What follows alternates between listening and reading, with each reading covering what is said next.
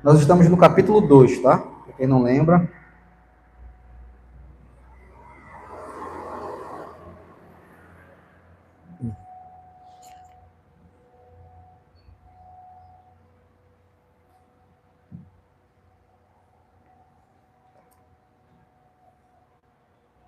Amém? Todos acharam? Antes da gente começar a ler, eu queria fazer uma pergunta para vocês. Vocês teriam coragem de pensar que Deus é fraco? Respondam para vocês aí. Vocês teriam a coragem de pensar assim, olha, Deus é fraco? Ou vocês teriam a coragem de estar aqui servindo a Deus, achando que Ele pode falhar? Vocês teriam essa coragem? Não, né?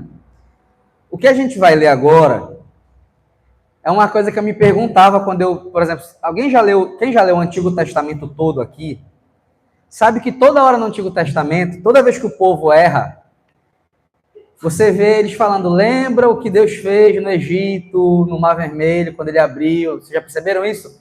Eles repetem toda hora essa história, o que Deus fez no deserto, o que Deus fez no deserto, já perceberam isso? Depois que acaba a história de Moisés, todo o Antigo Testamento é lembrando disso.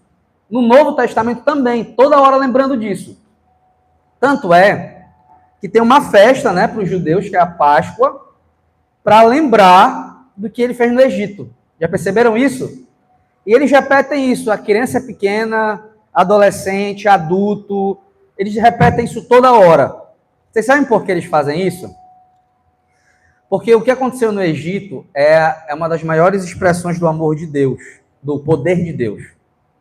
É o que mostra o quanto Deus é poderoso, o quanto Deus é amoroso, o quanto Ele é misericordioso. Então eles repetem isso toda hora.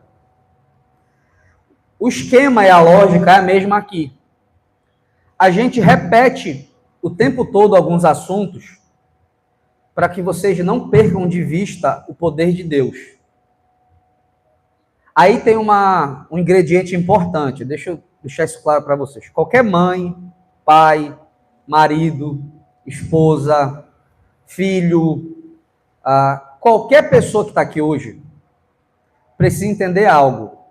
Quando eu falo do poder de Deus, as pessoas escutam.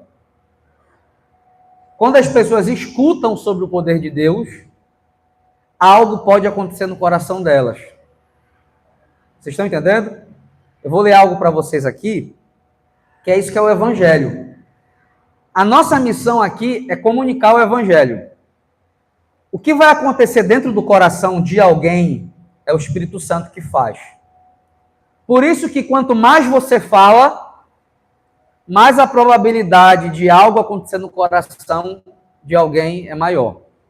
Quanto mais eu falo em casa, quanto mais eu converso com isso, mais probabilidade eu tenho do meu coração ser aquecido com a presença de Deus. Por exemplo, eu quero dar um exemplo bem claro. Imagina que você está com uma dinamite na sua mão, correto? Qual é o teu papel? O teu papel é colocar a dinamite no lugar correto. Quem vai armar essa bomba para explodir é o Espírito Santo. Então vamos supor agora que eu tenho uma dinamite aqui na minha mão. Eu cheguei perto da Mayra e eu coloquei no colo da Mayra a dinamite. Qual é a segunda parte da equipe? O Espírito Santo vai lá e vai acender a dinamite para explodir. Quanto mais a gente fala sobre o que o poder de Deus fez na gente, mais nós temos probabilidade de sentirmos o Espírito Santo fluindo no nosso coração. Por isso que toda hora o povo do deserto, eles ficam repetindo as histórias do poder de Deus, do amor de Deus. Por quê? Tudo aquilo que eu entendo, tudo aquilo que eu escuto, afeta o meu íntimo. Então, se você escuta muita besteira, se você escuta assim, olha, nada vai dar certo, a probabilidade de você achar que nada vai dar certo e ser convencido disso é grande. Quanto mais a gente escuta do Evangelho, mais Cristo fica próximo. Porque isso afeta a nossa mentalidade, Isso afeta o nosso coração, nossos sentimentos, nossas vontades, nossos sonhos. Por isso que a regra de ouro do Antigo Testamento é: vocês precisam repetir os grandes feitos de Deus, os grandes feitos de Deus. Tanto é que pode acontecer de eu estar falando com vocês aqui agora e o pecado de vocês fazer vocês me olharem, mas vocês estão pensando em outra coisa. Eu posso estar falando aqui 1 hora direto e vocês não estão escutando nada do que eu estou falando. Não é verdade isso? Eu posso estar falando aqui e vocês, eu comecei a falar que agora eu estou com um foguete ali. Quem gosta de futebol vai pensar, é o jogo. Acabou, ele não me escutou mais. Vocês estão entendendo? Por isso que o nosso objetivo é falar muito, repetir, porque alguma coisa vai acontecer. Para o descrente, o Espírito Santo pode efetuar a salvação. Para o que já é crente, a gente é lembrado, e se a gente é lembrado, a gente começa a conhecer mais aquilo, entender mais aquilo e amar mais aquilo. Vocês estão me entendendo? Por que eu faço questão de dizer isso? Porque, olha, Paulo, pensa num cara repetitivo, é Paulo. Vocês já leram todo o Novo Testamento? Vocês já pegaram as epístolas de Paulo? Se você pegar Romanos, é a mesma coisa que ele fala em Efésios. Se você pegar Coríntios, os problemas são diferentes, mas a linguagem é a mesma. Colossenses, Tessalonicenses, ele sempre está focado em mostrar a salvação. Mostrar o que Deus fez para nos salvar. E eu queria pedir essa noite para vocês uma certa sinceridade, tá? Uma sinceridade a qual vocês vão se perguntar: será que eu estou tendo noção do que eu estou escutando e lendo? Porque eu vou dar um exemplo para vocês. Na hora que eu estava cantando, louvando com vocês, no meio da segunda canção, me deu um estalo na minha mente, assim, caramba, olha o que eu estou cantando.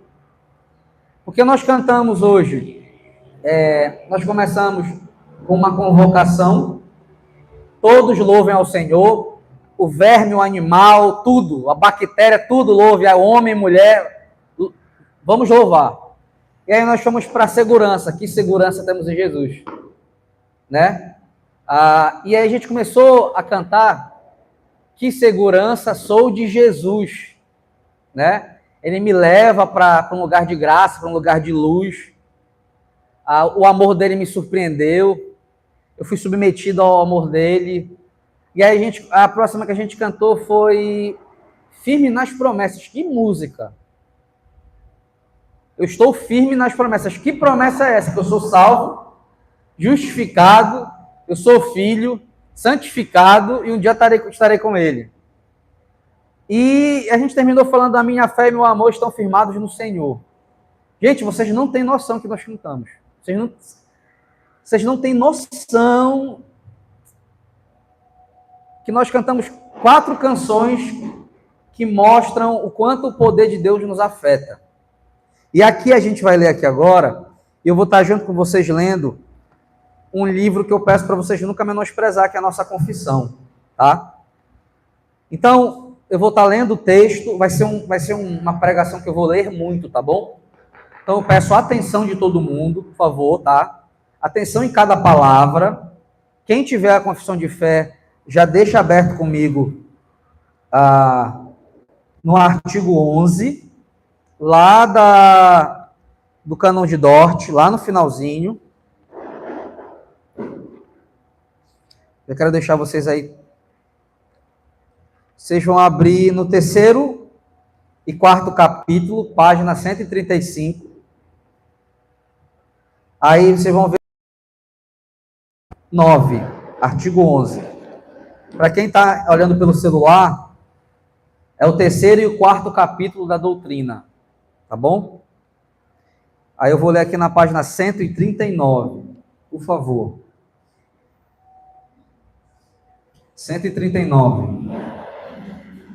Amém? Aí deixa a Bíblia aberta em Efésios 2.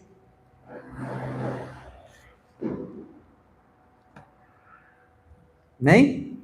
Quem for procurar no celular, já deixa aberto aí. Vocês acharam aí? Todo mundo achou? Bem? Quem não tiver aí pode sentar perto de alguém que tem. Quem é que tem físico? Levanta a mão, por favor. Bem alto, quero enxergar vocês. Levanta aí. 1, 2, 3, 4 pessoas. Amém? Então vamos ler aqui o versículo 1 de Efésios 2.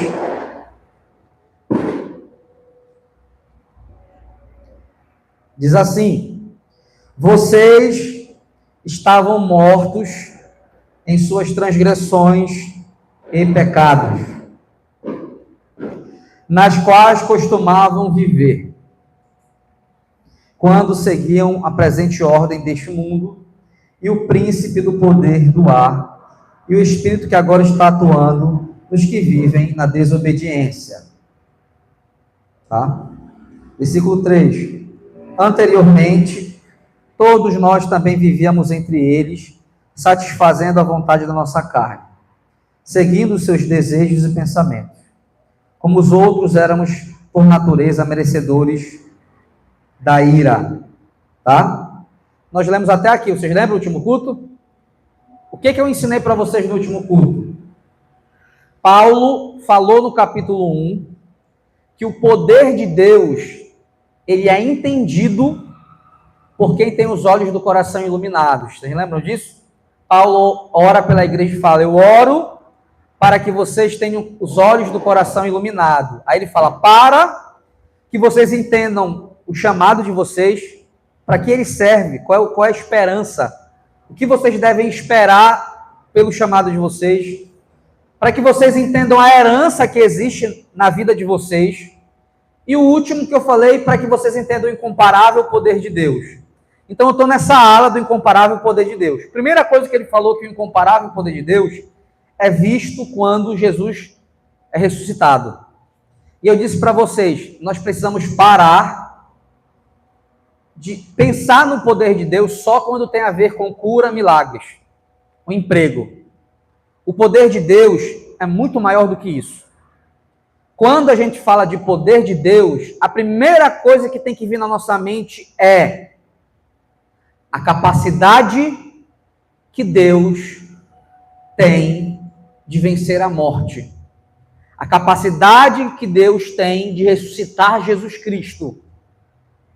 Aí no capítulo 2 eu falei para vocês que, se por um lado o poder de Deus é visto na ressurreição, tem uma segunda dimensão do poder de Deus. O poder de Deus pode ser visto na minha e na tua vida. Nós estamos hoje aqui, crendo em Jesus, nós abandonamos uma antiga vida, agora nós somos uma nova criatura. Isso é fruto do poder de Deus. Eu estou há 4 anos e meio falando para vocês, não coloquem o mérito em vocês. Não foi você que aceitou Jesus porque você quis. Não foi você que surpreendeu Jesus. Você só consegue estar aqui, você só disse sim porque Deus quis você. Tá?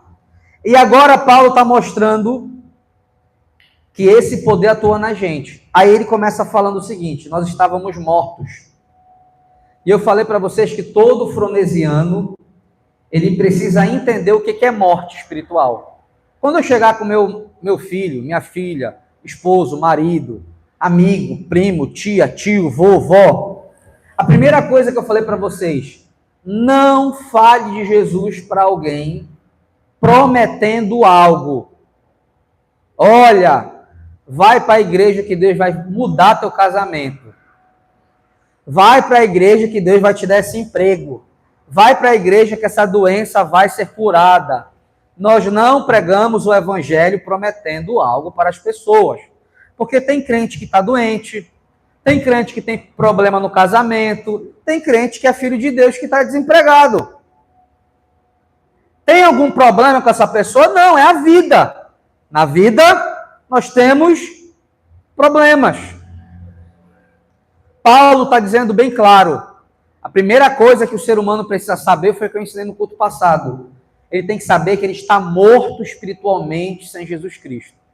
E aí eu defini para vocês o que é a morte espiritual. Morte é estar desconectado com Deus. Eu não quero amizade com Deus, eu não quero estar com Deus, eu não quero obedecer Deus, eu não quero seguir Ele, eu estou separado, eu sou inimigo dele. Aí a pessoa pode falar, não, eu não sou inimigo de Deus. Aí você vai mostrar para ela, eu vou te mostrar que você é inimigo de Deus, porque você faz tudo que Deus reprova. Aí eu abri Romanos 1 com vocês, 18, e mostrei uma lista de erros que mostram alguém, por definição, que é inimigo de Deus. Toda vez que eu vou falar sobre o Evangelho, antes eu preciso falar sobre a má notícia. Eu preciso mostrar para aquela pessoa que ela é pecadora. Esse é o modelo de pregação apostólico. Por que eu estou falando isso? Porque quando a gente chega com um amigo nosso, a gente às vezes tem medo de falar que ele está pecando contra Deus. Quando eu falo falar sobre o pecado de alguém, eu não estou dizendo aqui para você ofender alguém. Porque só de você falar o erro dele sorrindo vai ofender ele. Porque o Evangelho, ele, no início, ele é uma ofensa. Depois ele vira uma boa nova. Então, meus irmãos, Paulo começa dizendo, vocês estavam mortos.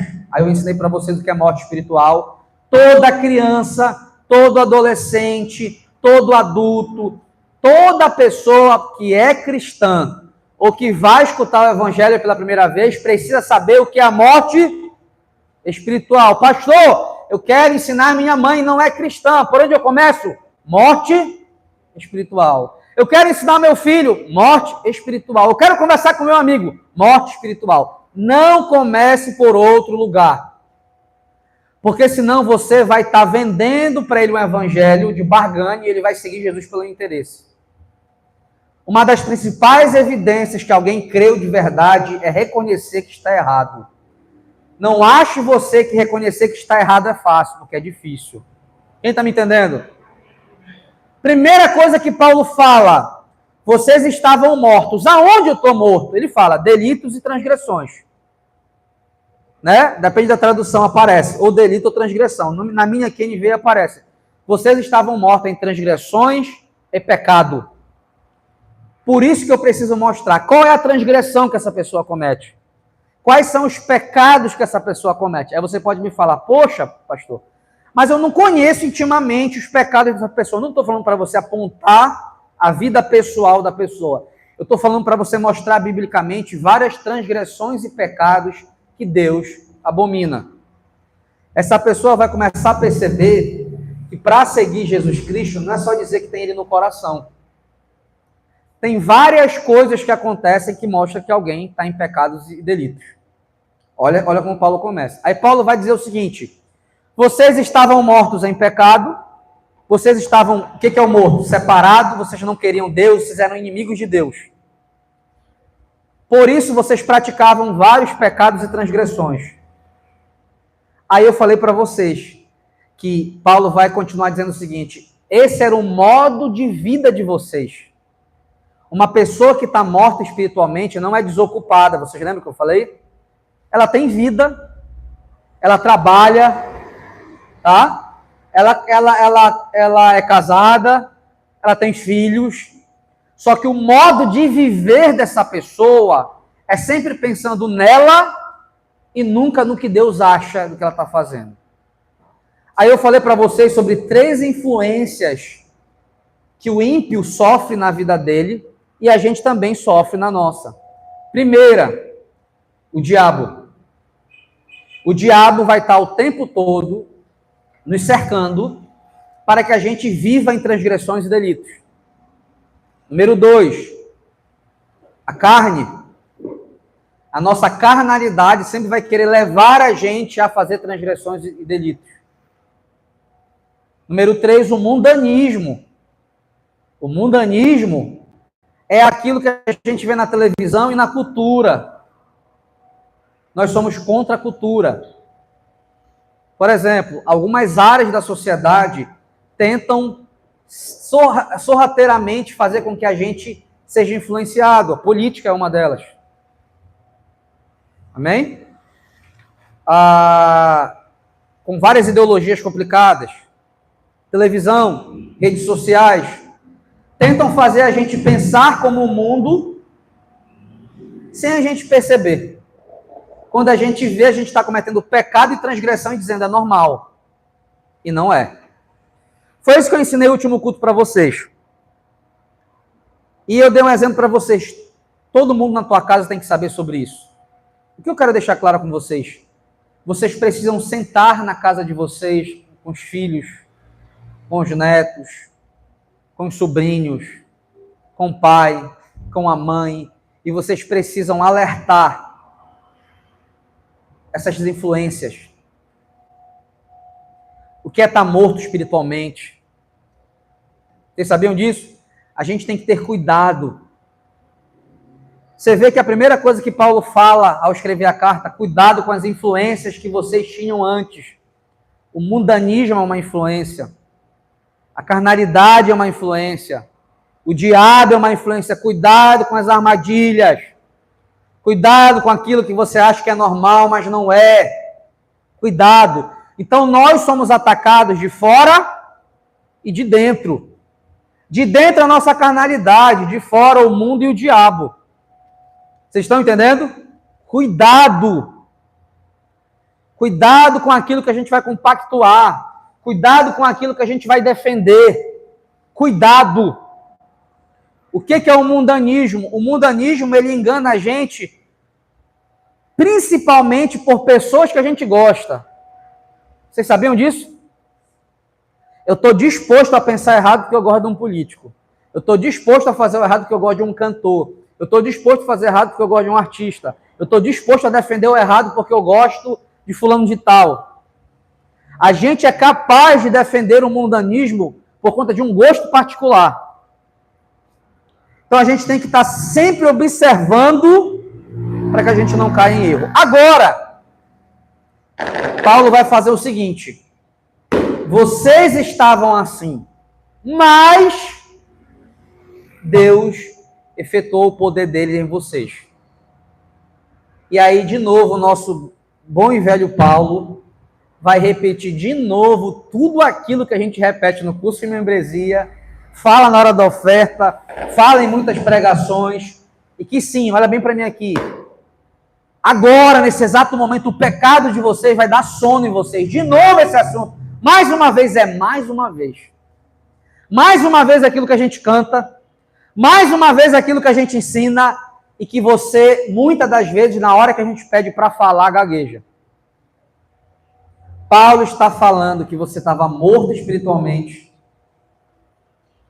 e Deus te deu vida. Eu estou falando agora de novo nascimento. Amém? Não aguento mais falar de novo nascimento, mas é justamente isso que você vai ter que falar sempre para o teu pai, para a tua mãe, para o teu filho, para a tua esposa, para a próxima geração. A reunião que eu tive com vocês aqui foi sobre a gente pregar o evangelho para a próxima geração. Na nossa casa, no nosso lar, nós precisamos ter homens e mulheres de verdade. É inadmissível hoje a gente ter homens, chefes de famílias aqui, que não conseguem reunir semanalmente sua família para falar sobre o evangelho. Não é possível que a gente tenha homens aqui tão egoístas, que batam no peito e falem, eu sou crente. Não é possível que a gente tenha mães aqui, que batam no peito, eu sou crente, e não conseguiram reunir o filho uma vez na semana para falar desse bendito assunto repetitivo que nós estamos falando. Assunto maravilhoso. Não é possível que eu esteja olhando aqui para vários jovens solteiros que o pai não é convertido e eles não conseguiram sentar com o pai e com a mãe e falar, posso te contar algo? Eu aprendi algo, eu queria muito compartilhar com a senhora, com o senhor, não é possível. Aí vocês ficam me olhando, sabendo o que deve ser feito, e a gente não faz. O nosso papel é proclamar. A obra, quem faz, é o Espírito do Senhor. Aonde o teu pai e a tua mãe poderiam estar hoje? Aonde teus netos poderiam estar hoje? Aonde teus sobrinhos poderiam estar hoje? Aonde teu filho, tua filha? Sabe o que a gente faz? Se cala, vem para o culto e bate no peito dizendo que é crente. Eu mostrei para vocês na reunião passada, do Antigo ao Novo Testamento, Deus mandando o povo, contem para a família de vocês, ensinem as crianças, repitam, persistam, fale uma vez, falem 2 vezes, falem 3 vezes.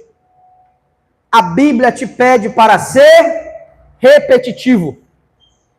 A Bíblia pede para você inculcar um assunto, repetir sobre aquele assunto, porque o nosso pecado vai querer fazer a gente esquecer. Olha que coisa interessante.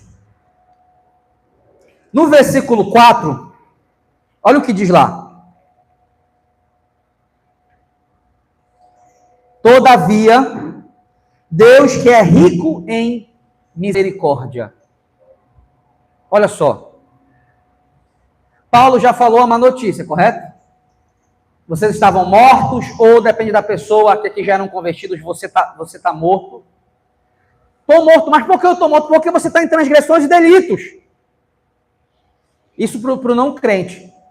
Para o crente, ei, a gente estava morto. Em que? Nas transgressões e delitos. A gente não pode mais voltar para essa vida. Não dá para ficar em transgressões e delitos rindo. Nós não somos mais esse morto espiritualmente. Ei, se for descrente, olha o mundanismo, olha o diabo, olha a carnalidade. O que? Você vai explicar o que é isso? Está te influenciando a pensar errado. Se for um crente, ei, cuidado, olha, o mundanismo aqui, a carnalidade aqui, olha o inimigo aqui, cuidado com essas brechas. Nós somos nova criatura. Aí ele vai para a boa notícia. Ainda bem que Deus é rico em misericórdia. O que significa isso? O que significa Deus ser rico em misericórdia?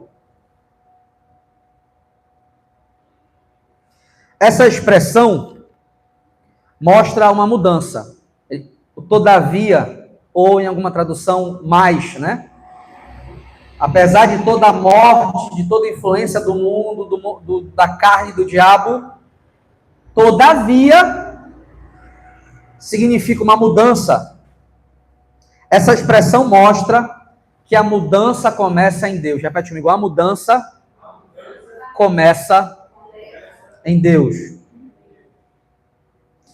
Aqui a gente entende que o homem não inicia o processo da salvação.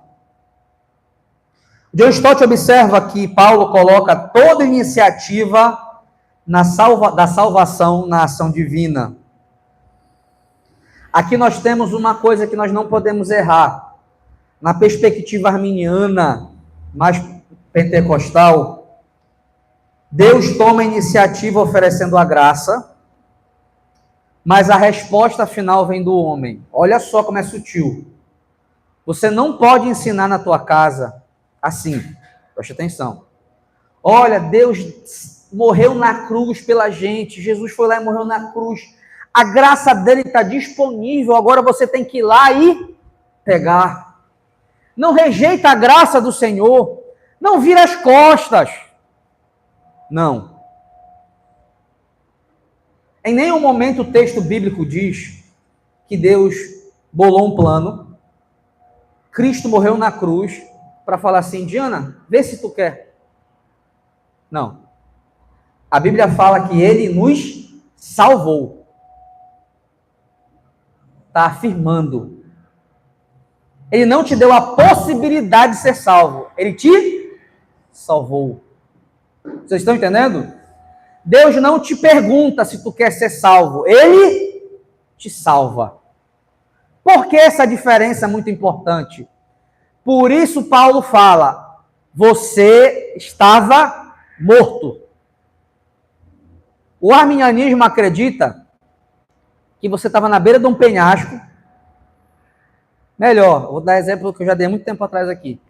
Imagina que a gente está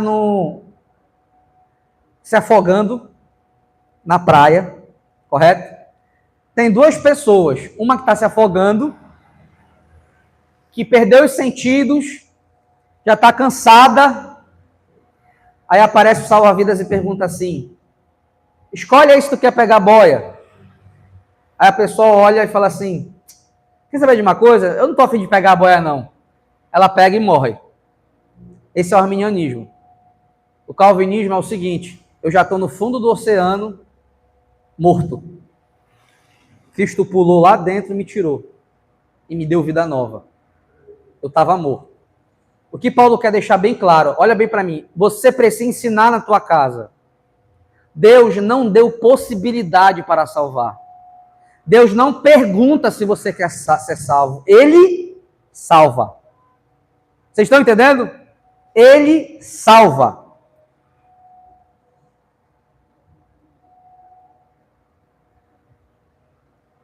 Na teologia arminiana, Deus toma a iniciativa oferecendo a graça. Mas a resposta final está na decisão humana. Nós pensamos diferente. Nós pensamos assim, o sim que a gente disse foi porque Deus nos salvou. O sim que eu digo já é um sim de alguém que é salvo. A Bíblia fala assim, olha a tua Bíblia aí, por favor. Todavia, Deus que é rico em misericórdia, pelo grande amor com que nos amou, deu-nos vida juntamente com Jesus. Eu quero que vocês abram comigo aí num texto, por favor.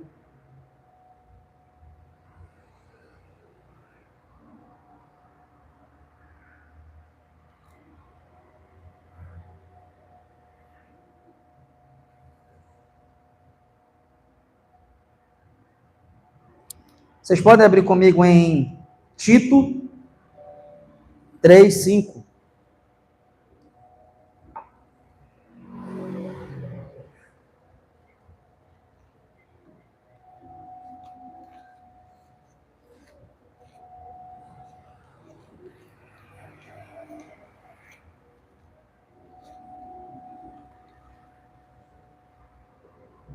Quem achou, diga amém. Olha aqui de lá, ó.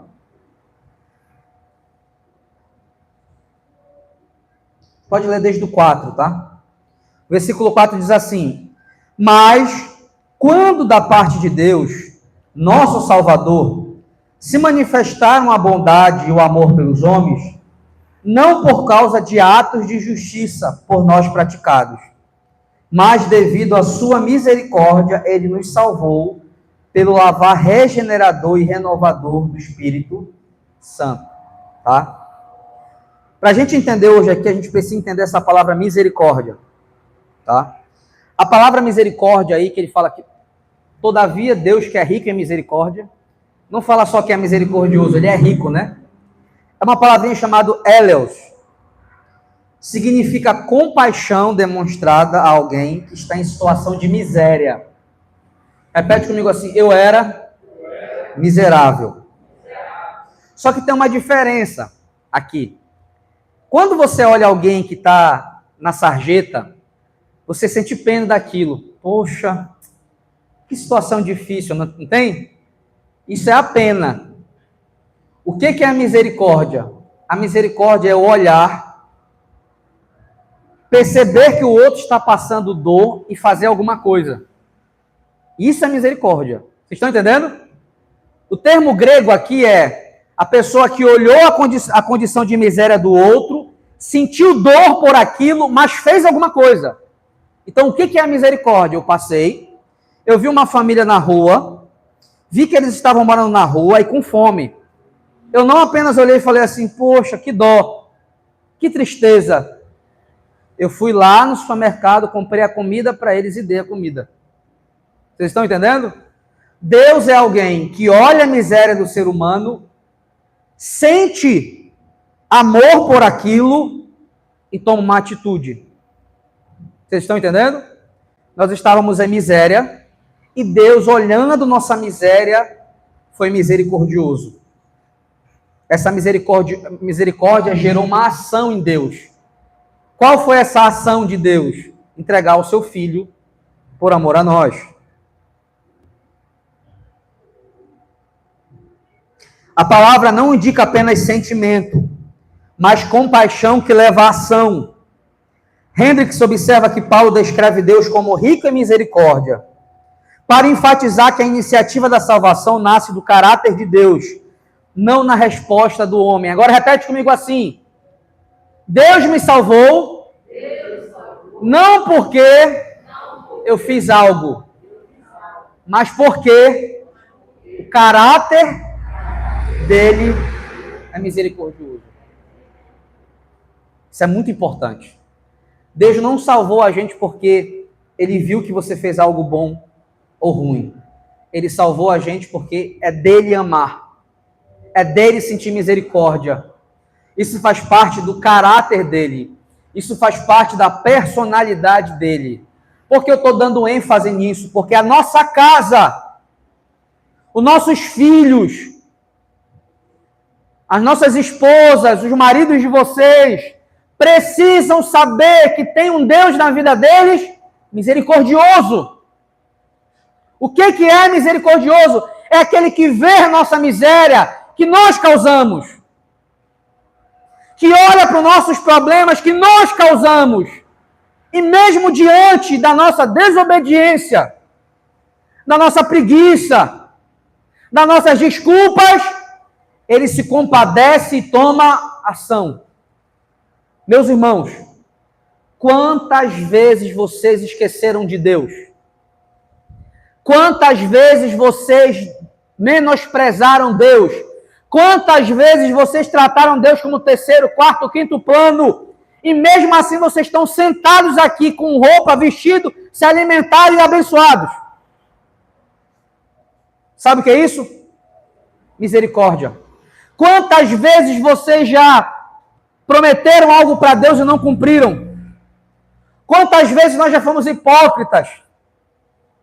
Nós estamos aqui, podendo sorrir. Você pode ter chegado nesse exato momento revoltado e desanimado com Deus. Olha só que afronta. A gente desanimado com Deus. Deus é muito paciente. A gente colocando Deus na parede, fazendo beicinho para Deus, indignado por um problema que estamos passando. Olha que audácia. Deus olha essa miséria, se compadece, vê o quanto a gente é falho e fala assim: tu não vai ter o que tu merece. Eu vou te dar misericórdia. Porque o que a gente merecia é pior. Quem está me entendendo? Isso aqui é atrelado ao nosso pecado. A gente rebelde contra Deus, inimigo, fazendo tudo o que não deve. Deus foi lá e falou assim: eu vou entregar meu filho por você. O que você merecia era condenação, era o inferno, mas eu vou dar meu filho por você porque eu vou te tratar com misericórdia. Ainda bem que Deus é rico em misericórdia, porque tem que ser. Porque a gente é demais. Vocês concordam comigo? Vocês concordam comigo? A gente é demais. A pergunta que eu quero fazer para vocês hoje é: tua mãe sabe disso? Teu pai sabe disso? Teu irmão sabe disso? Teu filho sabe disso? Tua filha sabe disso? Teu marido sabe disso? Tua esposa sabe disso? Teu sobrinho sabe disso? Teu amigo sabe disso? Não sabe. Que ótima pessoa você é. Porque quem convive perto de você deveria saber disso, porque você deveria ter falado. Quem foi a pessoa essa semana que você falou sobre a misericórdia e o amor de Deus? Quem foi a pessoa essa semana que você falou sobre o que é estar morto espiritualmente? Você tem um pai ímpio, uma mãe ímpia, um irmão, um amigo, um sobrinho, quem sabe um marido ou uma esposa. A gente é tão egoísta, que a gente esquece que Deus salvou a gente para que a gente possa tocar todas as gerações que existem nessa terra. Para quem vocês falaram do amor de Deus? A gente não consegue falar na nossa casa. Para o homem reunir sua família, parece que estão colocando uma arma na cabeça dele. Tem mulher que quando o homem quer reunir, eu vou repetir isso toda vez, o homem quer reunir, ela não gosta. Tem mulher que não gosta de escutar a palavra de Deus, isso é o cúmulo. Aonde a nossa igreja vai parar? Se aqui dentro tem mulheres que não gostam quando o marido chama para se reunir, para orar, para falar da palavra de Deus, que lugar nós vamos chegar se tiverem homens aqui que não gostam de reunir suas famílias? Que igreja nós vamos ser se tem solteiros aqui que tem um monte de ímpio à sua volta e não conseguem falar? Chama o teu pai, chama a tua mãe, chama o teu tio, chama a tua tia, faz alguma coisa. Chama os teus amigos. Foi para isso que Deus salvou a gente. Para que a graça dele seja conhecida. Pela tua vida, a graça do Senhor está sendo conhecida.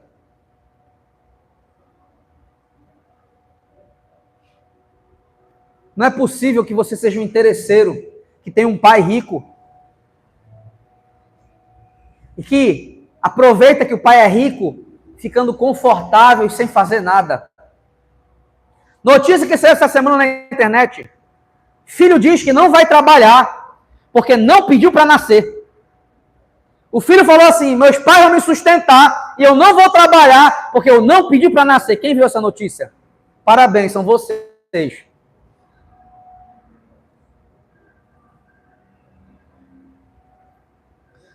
A Bíblia fala que o motivo de Deus nos salvar, número 1, misericórdia. Ele é rico em misericórdia. Só que essa riqueza de misericórdia não pode servir para a gente estar confortável. Foi uma palavra do presbítero aqui. Cuidado com a graça. A graça não é para enfatizar pecadores que gostam de conforto. A graça é para gerar atitude na gente por gratidão.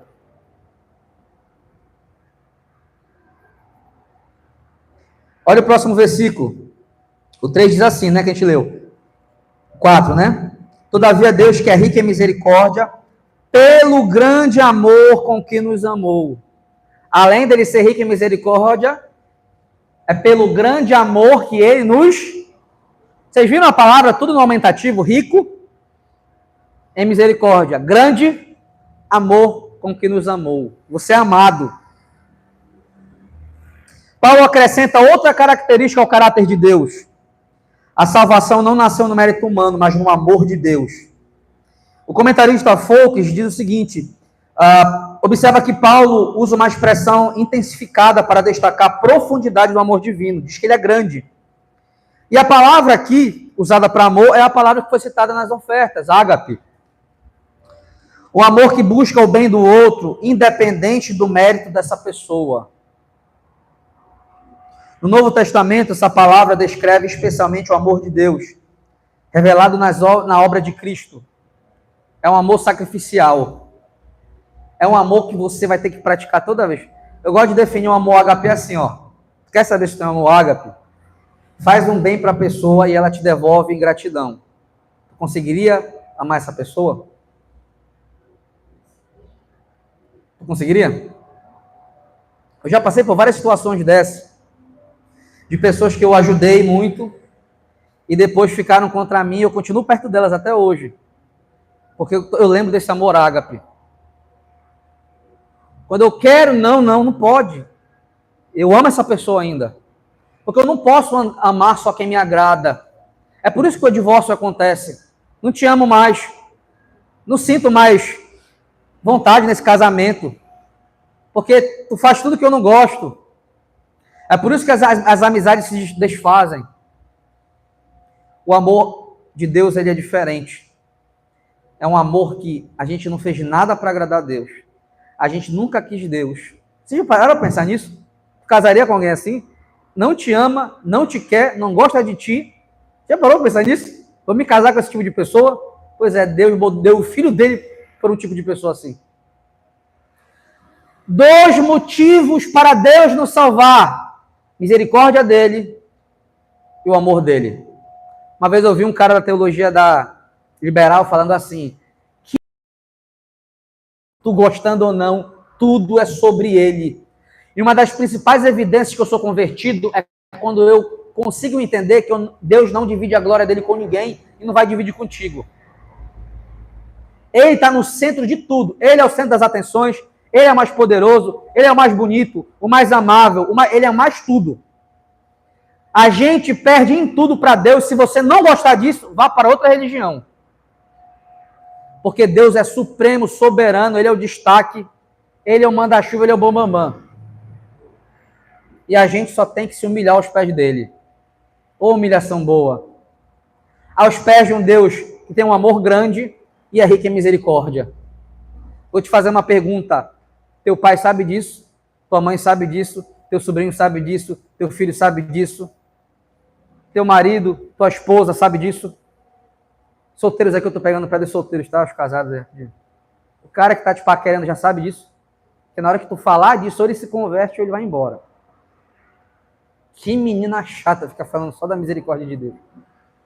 Faz esse teste. Faz esse teste. Pra te ver. Vim bater um papo com a menina, tá falando que eu sou morto espiritualmente, mostrando todos os meus pecados. Duvido se ele fica. Faz isso com a menina que tá te paquerando. Já parou pra pensar nisso? Eu estou enfatizando isso porque, gente, nós precisamos nos reunir nos nossos lares. A gente precisa contar nos nossos lares. Cara, é triste ver que Deus nos abençoa tanto, Deus nos abençoa, Deus é tão misericordioso. Eu tenho pessoas aqui com histórias lindíssimas da misericórdia de Deus, não é verdade? Tem pessoas com histórias lindíssimas da misericórdia. Só daqui da minha família tem histórias lindíssimas da misericórdia de Deus. Não é verdade? Olha, para quem não conhece, que eu cresci escutando história da misericórdia de Deus na vida da minha avó. Deus curou minha avó e salvou minha avó assim, de uma forma incrível. Alcançou meus avós, meus tios, depois a minha mãe, meu pai. É incrível o histórico de misericórdia e amor de Deus na vida da minha parentela. É uma coisa incrível. Provavelmente vocês devem ter várias histórias. Agora é inadmissível para minha família, para a família de vocês, a gente não gostar de ter a palavra de Deus no nosso lar. A gente não se reunir para agradecer, para orar. Olha o que Deus já fez, gente. Tem gente que chegou aqui com uma vida horrível, cara, tá com emprego, tá bem hoje. Olha o que Deus tem feito, gente. Há um tempo atrás a gente estava enganado com teologia falsa. Olha o que Deus está fazendo na nossa vida. O mínimo que é a gente se reunir semanalmente. Falem para os irmãos de vocês. Agora a gente ser babá de crente que não quer reunir, não quer a palavra do Senhor. Vocês estão me entendendo? Aproveitem a misericórdia de Deus. Aproveitem a graça de Deus. Aproveitem.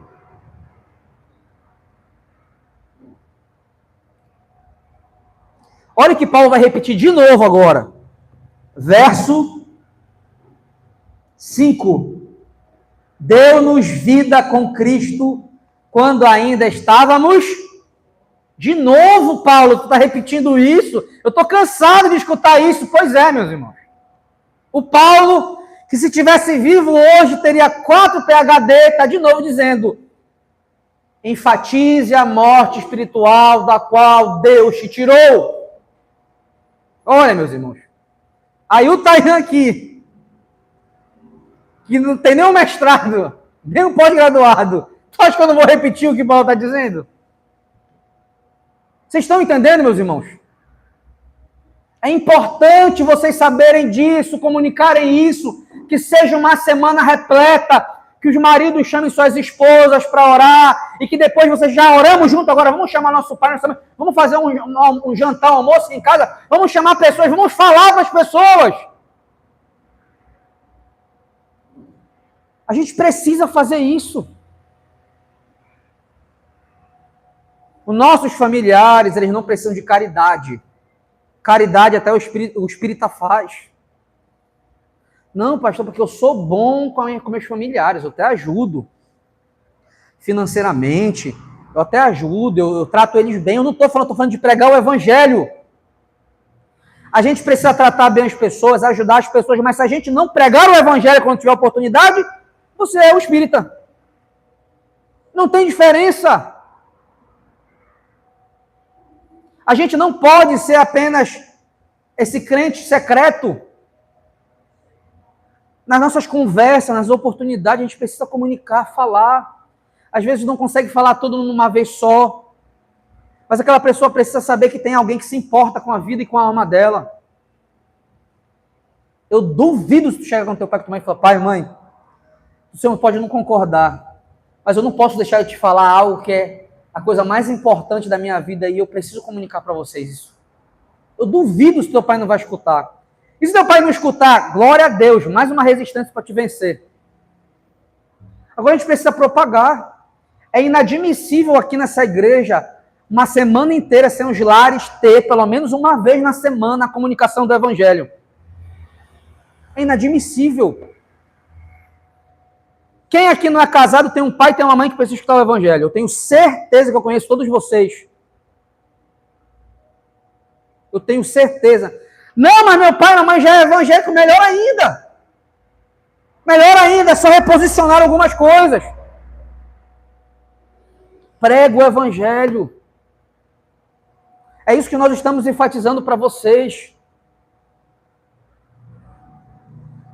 Paulo repete o diagnóstico apresentado no versículo 1 ao 3. Isso é intencional. Hendricks explica que Paulo repete a palavra mortos para deixar claro que a salvação não começou no homem. Porque o homem não queria Deus, não quer Deus. Foi o amor e a misericórdia do Senhor. Abre em Colossenses 2,13.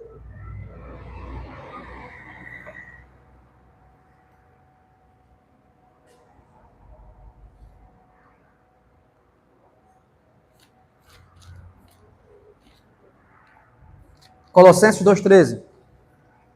Quem achou, diga amém.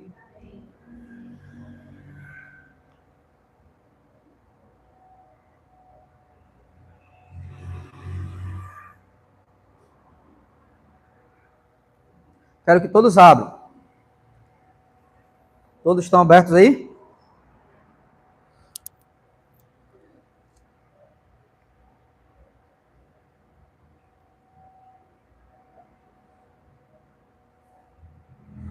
Já? Vamos ler. Já desmarcou a minha aqui. Olha que coisa interessante aqui, ó.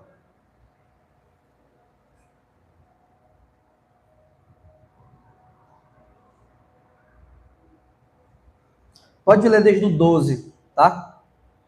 Portanto, como povo escolhido de Deus, santo e amado, revistam-se de profunda compaixão. O que é a compaixão aqui? É a mesma palavrinha que é usada aqui nessa palavra compaixão para misericórdia. É você olhar para alguém e tomar uma atitude.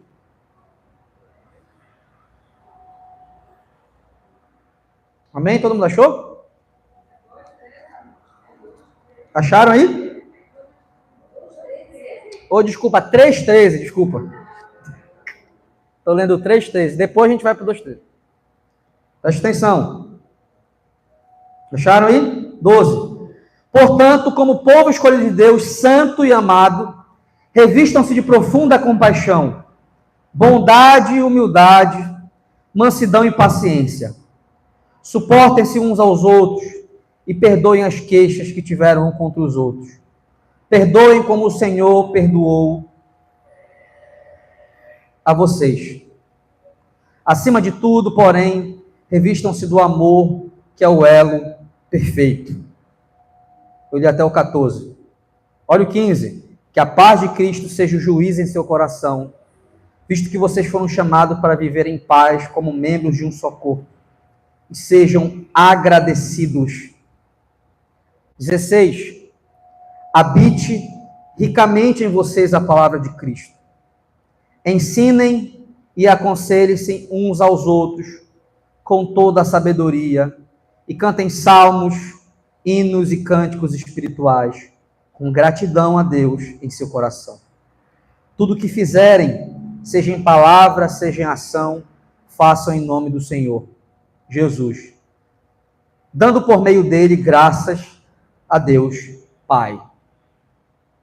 Esse aqui é um texto muito importante. Por que esse texto é muito importante? Porque a gente não pode falhar nisso daqui. Era uma coisa que Paulo não falhava. A importância da gente ter compaixão. Vocês amam os pais de vocês? Os filhos? Sobrinho? Vocês amam? A compaixão é você tomar atitude diante de você olhar alguma coisa que é necessária naquela pessoa. A pergunta que fica é: existe na gente compaixão, essa humildade, paciência, porque é necessário paciência, mas existe na gente também o habitar ricamente a palavra de Deus na gente? Vocês viram que tudo que você fizer tem que ser com Cristo, para Cristo. Tem que habitar ricamente na nossa vida, nas nossas conversas, na nossa casa, na igreja, na forma que a gente canta. Será que vocês são esse tipo de pessoa? Será? Porque senão, meus irmãos, a gente vai viver no nosso mundo, escondido, com nossos prazerezinhos.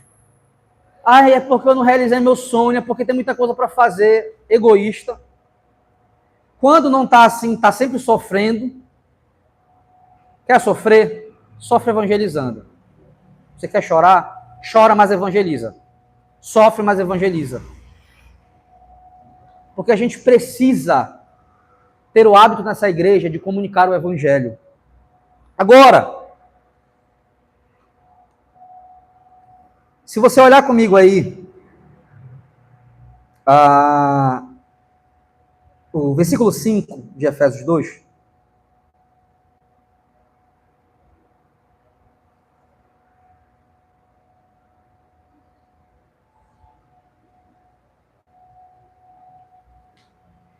deu-nos vida com Cristo quando ainda estávamos mortos em transgressões. Pela graça vocês são salvos.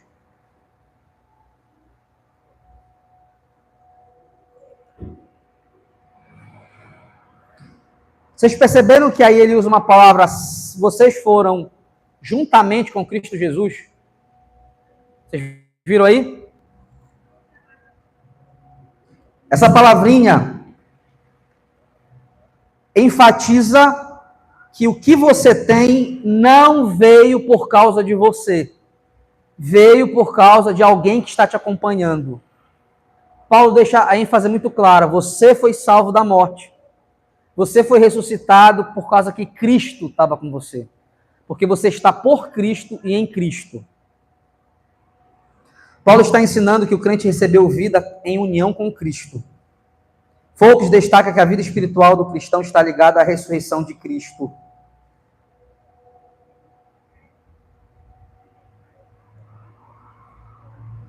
Se você for olhar comigo agora no versículo, final do versículo 5 e o versículo 6, diz assim, ele deu-nos vida com Cristo quando ainda estávamos mortos em transgressões. Pela graça vocês são salvos. Muito conhecida essa expressão, né? Pelo favor imerecido de Deus. Vocês não mereciam. Deus tratou de vocês de uma forma que vocês não mereciam. Então nós somos salvos por onde? Pela graça. Tenho repetido muito isso aqui. Cuidado para não achar que você está orando muito, Deus te ama mais. Você está jejuando muito, Deus te ama mais. Cuidado. Se eu estou orando muito, é mais do que minha obrigação. Se eu estou lendo muito, é minha vida como filho. Se eu estou jejuando, é minha vida como filho. Amém? Não é isso que me salva. O que me salva é a graça. Aí ele finaliza aqui, Versículo 6. Deus nos ressuscitou com Cristo e com ele nos fez assentar nas regiões celestiais em Cristo. Repete comigo assim. Quando Cristo me salva, eu assumo uma nova posição. Paulo descreve 3 ações de Deus. Ele dá vida, número 1. Número 2, ele nos ressuscita, porque essa vida vem de alguém que estava morto. Número 3, ele nos assenta nas regiões celestiais com Cristo. Stott explica que Paulo descreve a salvação como participação na vitória de Cristo. Essa palavra lugares celestiais é a esfera celestial onde Cristo reina e exerce sua autoridade. Repete comigo assim: eu faço parte do reino de Deus. Hendricks observa que Paulo usa essa expressão para mostrar que os crentes agora pertencem ao domínio de Cristo. Repete comigo assim: eu estou no domínio de Cristo. Vocês estão alegres por isso? Amém? Se vocês estão alegres por isso, como é que a gente não fala sobre isso?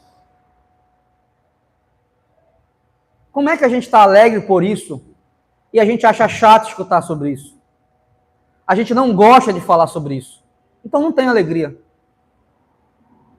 Porque quando alguém tem uma boa notícia para dar, né? Se você receber uma boa notícia, você vai ter que falar para alguém. Pensa aí agora comigo. Pensa agora aí. Se você recebesse uma grande notícia agora, vai tocar o teu celular agora aí com uma boa notícia. Diz amém. Diz amém, Senhor. Vai chegar uma boa notícia no teu celular agora. Raciocina comigo aí. Quem é a primeira pessoa que tu vai falar da boa notícia? Vamos supor agora, eu vou pegar na ganância de vocês. R$1 milhão. Acabou de chegar na tua conta de presente, 1 milhão. Quem vai ser a primeira pessoa que você vai contar essa notícia? Pensa nela aí.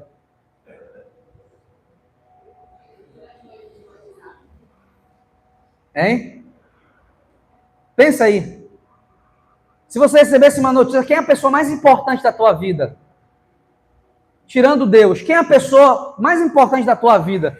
Que tu gostaria de compartilhar uma grande notícia?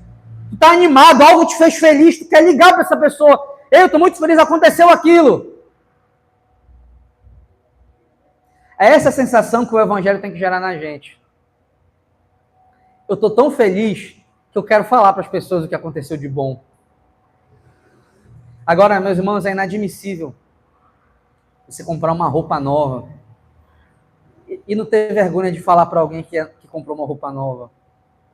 É inadmissível você ganhar um emprego novo e não ter vergonha de falar para alguém uma boa notícia. Agora, é inadmissível quando a gente compara isso com o evangelho. É inadmissível que a gente não esteja aqui, ao mesmo tempo arrependidos e alegres. Foi isso que quando eu estava cantando, deu um estalo. Meu Senhor, olha o que eu estou cantando. Olha sobre o que nós estamos falando. Como é que um homem não consegue contar? Porque todo homem fala assim, eu amo minha família, não é isso? Como é que um homem não consegue semanalmente falar sobre essa boa notícia para sua família? Como é que uma mulher fica irritada quando o marido chama ela para orar? Sabe quais são as duas reclamações que eu escuto das mulheres? É que eu não tenho marido que serve ao Senhor. Ou então eu não tenho marido que me pastoreia. Aí sabe qual é a reclamação que eu recebo dos homens? Cara, minha mulher não presta atenção em nada. Quando eu chamo, ela faz cara feia e fica agoniada para acabar. E aí? Que tipo de vida a gente vai ter? Homens que não pastoreiam, que não ensinam, e quando quer fazer, mulheres que não gostam.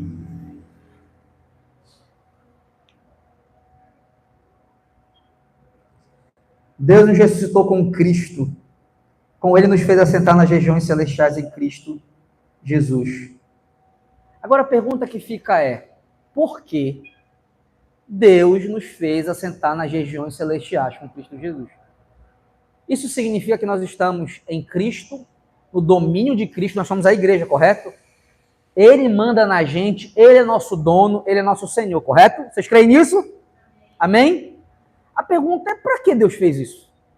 Olha a resposta no próximo versículo, e vocês vão entender por que eu estou olhando para vocês. E teu pai, e tua mãe, e teu sobrinho, está no próximo versículo aqui agora, ó.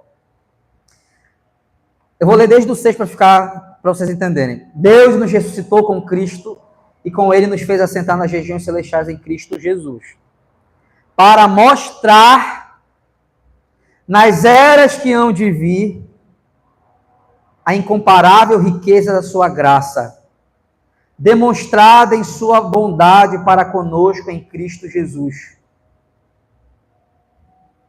O que Deus fez na gente é para mostrar para as eras que hão de vir o grande amor dele.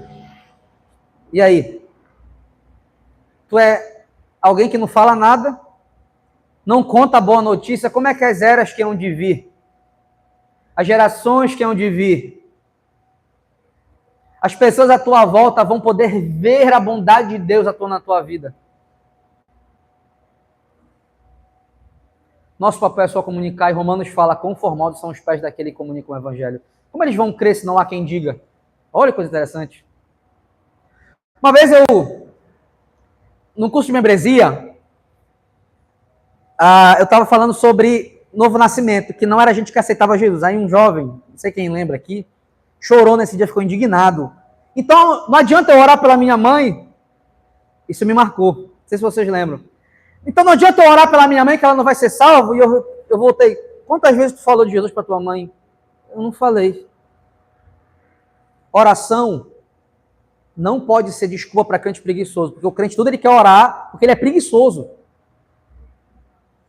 Eu tenho que orar pelos meus pais, pelo meu filho, pelo cônjuge, eu tenho que orar, mas eu tenho que pregar o evangelho, é uma junção. Quem aqui já orou pelo seu marido, pela sua esposa, pelo seu pai? Levanta a mão. Pelos seus irmãos? Tá, quantos essa semana falaram do amor de Jesus? Não falaram? Vocês estão entendendo?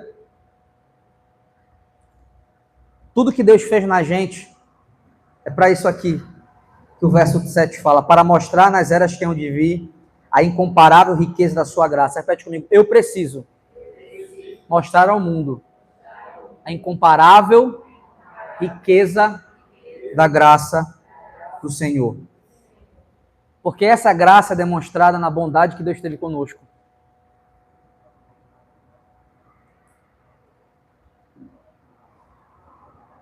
Amém? Agora eu quero finalizar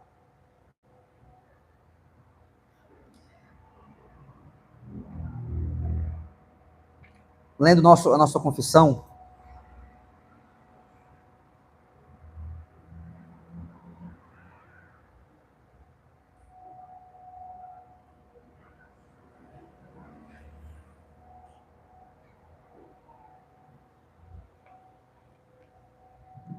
Artigo 11. Isso aqui serve para você lembrar do teu pai, da tua mãe, do teu filho, da tua filha, do teu marido, da tua esposa, do teu primo, da tua prima, do teu tio, da tua tia, do teu sobrinho, do teu amigo. Como Deus realiza a conversão? Está aqui, tá? Vamos ler o artigo 11. Deus realiza o seu beneplácito nos eleitos e opera neles a verdadeira conversão da seguinte maneira. Ele cuida para que o evangelho lhe seja pregado. Aqui está você. Olha como Deus ele providencia a conversão de alguém. Estou no artigo 11. Primeira coisa que ele faz, ele cuida para que ele providencia para que aquela pessoa escute o quê? O evangelho. Por que é importante na vida das crianças, dos filhos e dos netos? Porque a criança, ela precisa escutar isso, porque até então a criança está no nosso domínio, correto? Então, tudo indica que ela está crendo porque ela é criada numa família que crê. Até então, ela está no nosso domínio, ela vem para a igreja, ela faz o que a gente diz para ela fazer. O nosso papel como pai, como mãe, é providenciar toda semana no nosso lar a pregação do evangelho para que aquela criança, se ela for uma eleita do Senhor como nós cremos, porque é pela fé, quando ela estiver na vida adulta, ela consiga entender o evangelho para que ela tenha os olhos do coração iluminados. Vocês estão me entendendo? Então isso é muito importante. A criança escutar. É muito importante a gente escutar já depois de crer, para essa certeza ficar intacta. Então, primeira coisa, ele cuida para que o evangelho lhe seja pregado. Depois ele ilumina poderosamente a sua mente pelo Espírito. Lembra que eu falei para vocês? Eu prego o evangelho para as pessoas à minha volta, e quem vai iluminar a mente delas para entender? O Espírito, de modo que possam compreender e discernir corretamente as coisas do Espírito de Deus, pela operação eficaz do mesmo Espírito regenerador.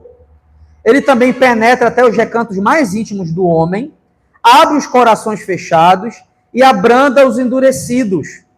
Circuncida o que era incircunciso e infunde novas qualidades na vontade.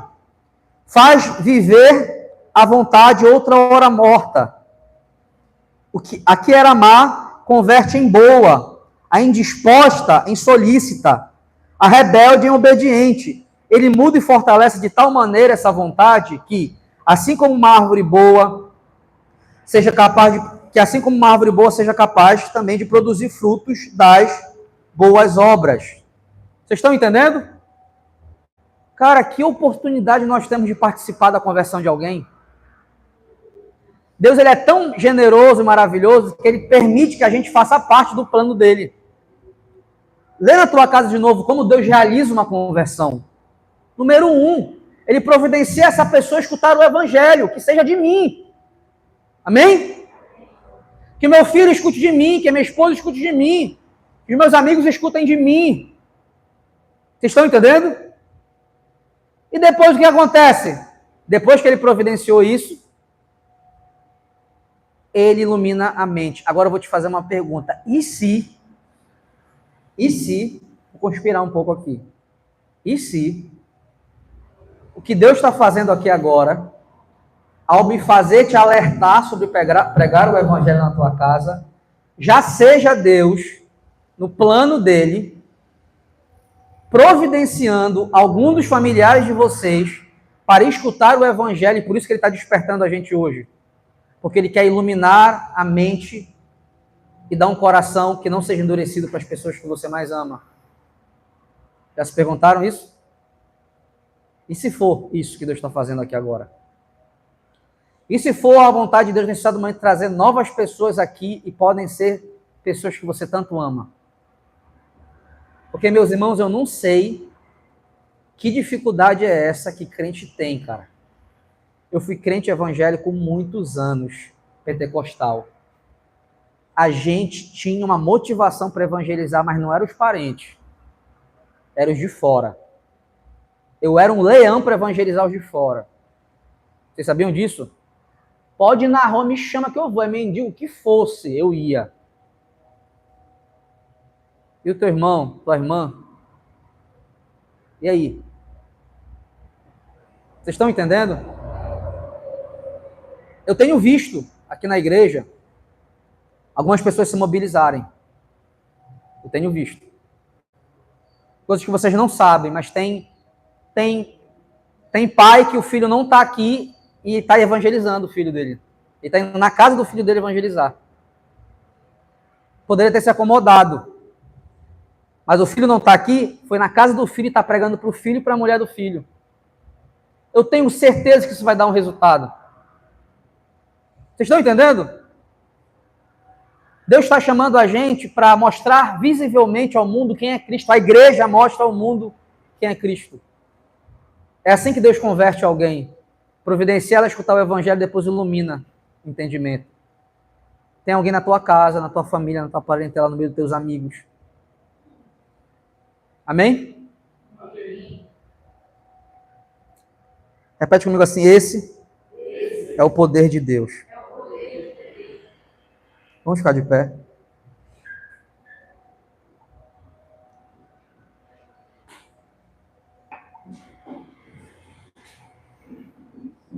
Quero ver quantos cultos domésticos vão ter evangelísticos essa semana. Amém? Faça na sua casa, na intimidade do seu lar. Faça também chamando alguém. Pregue o evangelho. E não menosprezem a nossa confissão. Tem muita resposta legal aqui. Amém? Estou segurando, tipo, tem muita resposta legal. Aqui diz como a gente é regenerado, quais evidências da regeneração. Vou deixar de curiosidade para vocês aqui. Aqui no artigo 15. Qual é a atitude correta diante da graça imerecida de Deus? Tem uma resposta aqui.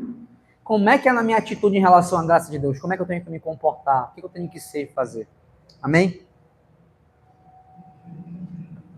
Vamos orar? Na hora que a gente estiver orando aqui agora, nós vamos agradecer a Deus e eu quero que você lembre uma pessoa que você precisa falar sobre o que é morte espiritual e o que é a misericordiosa, rica graça de Deus. Amém?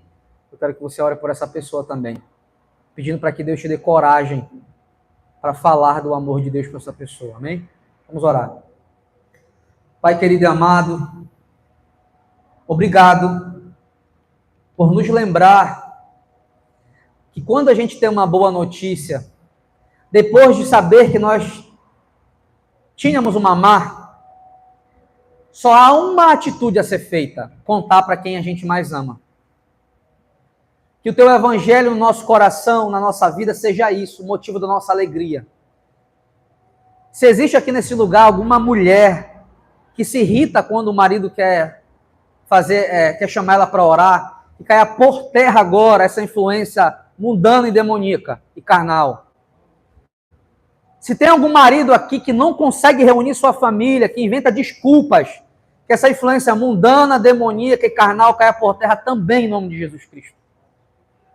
Se tem algum filho aqui que o pai não é cristão, se tem alguma mãe aqui que às vezes o marido não acompanha, um pai que a mulher não acompanha, e inventa desculpas para não pregar o evangelho, para não reunir num culto familiar, que essa influência demoníaca, carnal e mundana caia por terra. Porque diante dessa maravilhosa notícia, só nos resta estarmos alegres. Nós não estamos aqui, Senhor, para sermos secretos e para apenas fazer caridade para as pessoas. Nós queremos pregar o evangelho. Porque não adianta a gente agradar as pessoas nessa terra, não adianta a gente dar uma caridade nessa terra se a alma dela está indo para o inferno. Existem pessoas que nós amamos e a gente tem sido covarde para falar do teu evangelho. Por medo, preocupado com reputação.